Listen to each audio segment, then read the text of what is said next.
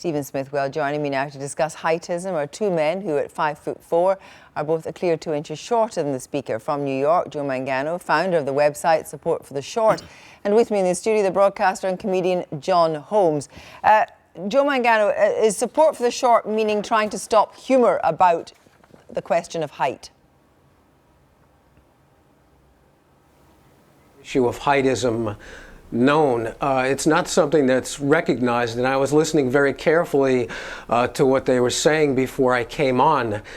We just want to educate people and want to show people, especially short people, that heightism exists, that people who are short are victims of discrimination, and I think it's high time that short people started unifying and acting as a group rather than just a bunch of individuals. So, a bit of pressure group pressure, and yet you as a comedian use your stature for comedy. Well, that's because people think it's funny, Kirsty, I think, in many ways. And I don't know whether it's just a new ism. I'm not sure. You know, we're not an oppressed. So it's not race. It's not a. It's well, we've never been stopped from getting on a bus or prevented from voting. The only thing we're not allowed on is a roller coaster, Kirsty, and I think that's sort of fine, isn't it? Because of the height measurement things. Have you never queued up? Oh, really? You can't go on a roller coaster. But in ism, you're talking about genetics, really.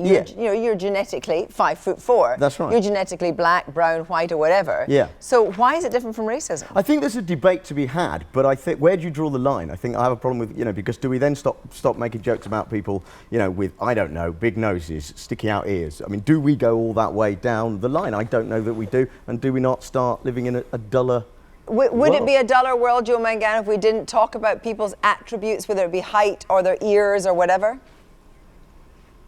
Well, we're trying to get this away from the individualistic side of it.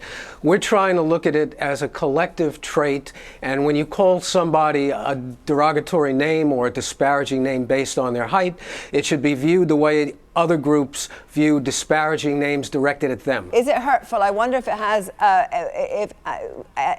discussions, jokes about height actually undermine your confidence.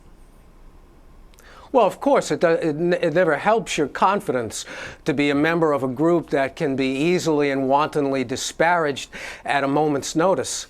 It's always difficult to combat these things. If you happen to be one of the people that want to combat these things, you'll find that there's tremendous resistance against you. Is humor a weapon? Can humor be a weapon for you? And that 5'4" comedian is not helping matters any. You're not helping matters any. I don't think there's a problem to be helped. I think it's. But I don't find it. Height is it's a very different thing to discriminate against because we're not oppressed. I find the line very odd. I don't. So you never feel anyone you're being patronising because of your height? No, I had a friend at school who was the same height as me. He was 5'4", and in later years went shopping in a well-known supermarket, reached in a chest freezer to get a bag of frozen peas, and fell in and got trapped. And I couldn't help but laugh at that. And I think it would be sad if we didn't. But is it different, do you think, for men who are short statured and women who are short statured? I don't know that it is. I think if it's used as a weapon, I think Joe's right in that sense. If it's used as a weapon against you, then that's a fair point. But I think in my experience, it rarely is. It's not. I don't get abused because of it.